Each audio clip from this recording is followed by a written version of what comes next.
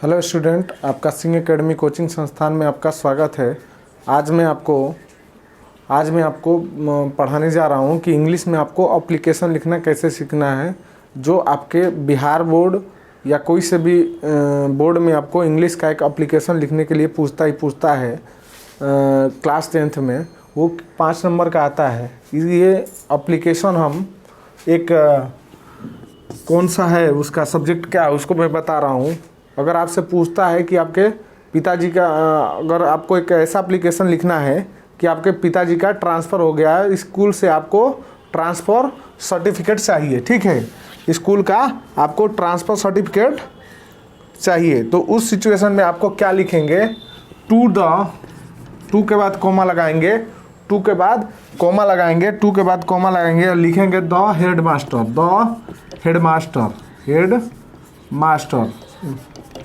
Headmaster लिखेंगे या principal लिखेंगे। उसके बाद कोई सा भी स्कूल का नाम आप लिख देंगे, जैसे क्या होगा, GBP स्कूल पटना लिख दो। अगर कोई एप्लीकेशन में लिख कर आता है ये आपका नाम है, तो उसमें आपको नाम लिखना है, ठीक है। यहाँ पर लिखने के बाद आप किसको थ्रू लिखो, THROUGH, थ्रू। किसके थ्रू आप दोगे? तो द क्लास टीचर के थ्रू, द क्लास टीचर। ये बिहार बोर्ड में आया हुआ क्वेश्चन है, तो ये अगर करते हो तो क्लास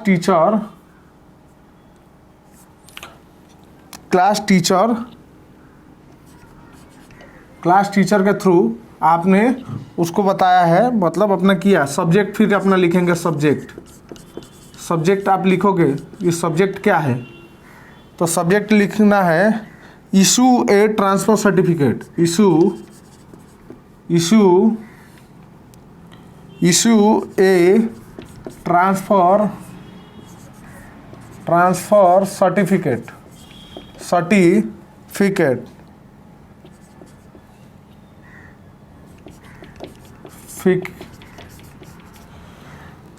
लिखोगे।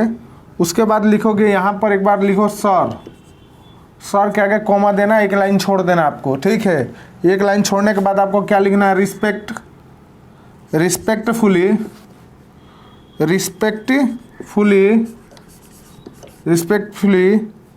आई beg to say date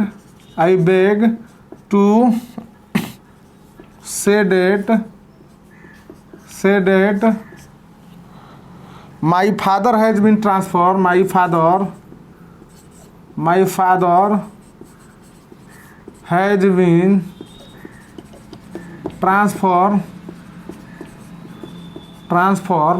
has been transfer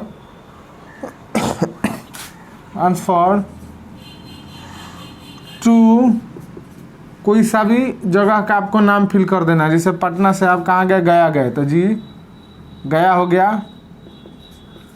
गया। या आपको कोई छपरा उपरा हो गया तो उसको लिखना, my father has been transfer to Gaya, so I can not continue my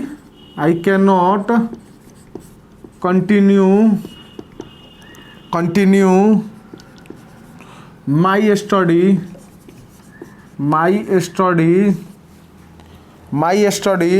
in this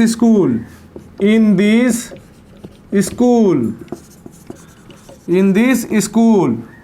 तो कंटिन्यू में अपने स्कूल में मैं पढ़ाई नहीं कर सकता। यहाँ पर छोड़ने के बाद एक लाइन छोड़िए, फिर यहाँ से नीचे लिखिए आई therefore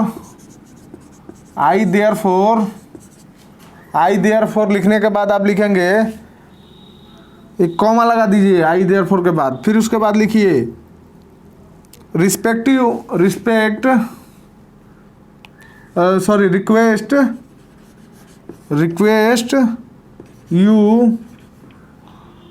you to issue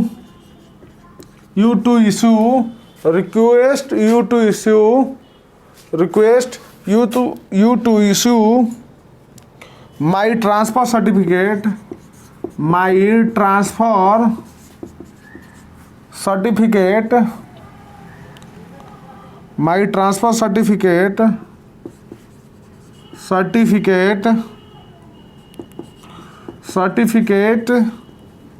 I shall be I shall be ओबीडेंटेड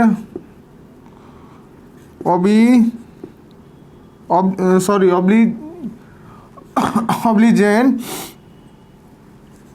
to you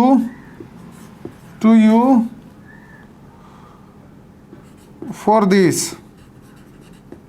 यहाँ तक आपको लिखने के बाद आपको क्या करना पड़ेगा, यहाँ तक लिखने के बाद आपको क्या करना पड़ेगा कि यहाँ पर आपको थैंकिंग लिखना है।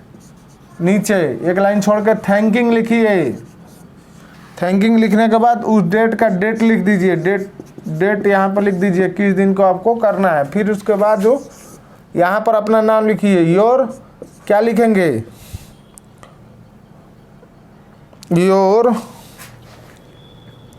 ओबीडेंटली लिखने के बाद आपको क्या करना है,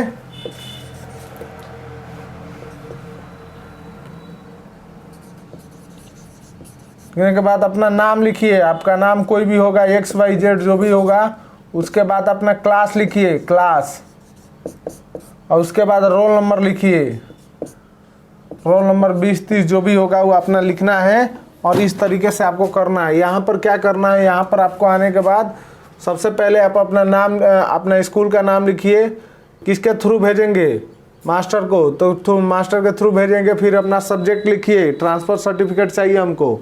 उसके बाद रिस्पेक्टफुली सर के आगे कोमा लगाइए, फिर रिस्पेक्टफुली लिखिए। उसके बाद क्या लिखिए, I beg to say that my father has been transfer to गया, so I cannot continue my study in this school. I therefore request you to issue my transfer certificate. I shall be obliged to for this। और फिर यहाँ पर complete करने के बाद thanking लिखना है आपको, और वहाँ पर लिखना है डेट, योर ओबीडेंटली, और उसके बाद लिखना है XYZ अपना जो भी आपका नाम है, और उसके बाद लिखना है क्लास 10th और रोल नंबर आपको लिख देना है। आशा करता हूँ कि अंग्रेजी में आप एप्लीकेशन लिखना सीख गए होंगे। यहाँ पे अगर आपको छुट्टी के लिए आता है, आप अगर बीमार हो गए तो सब्जेक्ट का चेंज कर देना है, यहाँ पर लिख देना है। यहाँ पर 3 या 4 लाइन में आपका कंप्लीट हो जाता है, सब्जेक्ट का नाम लिख देना है, और इस तरीके से आपको कर लेना है। तो अगर आप समझेंगे तो धीरे धीरे आपको समझ में आएगा। और इस तरीके से अगर आप करेंगे तो आपको एप्लीकेशन में अच्छे खासे नंबर मिल जाएंगे। जितना नंबर होगा उसका ये समझिए, तो 1 नंबर छोड़ के आपको इस तरीके से अगर लिखेंगे तो आपको नंबर मिल जाते हैं। वैसे पूरे एप्लीकेशन में कहीं कहीं नंबर मिलता है, वैसे नंबर नहीं मिलता है। आशा करता हूँ कि ये वीडियो देखने के बाद आप एप्लीकेशन लिखना सीख जाएंगे इंग्लिश में। देखने और सुनने के लिए धन्यवाद। नमस्कार।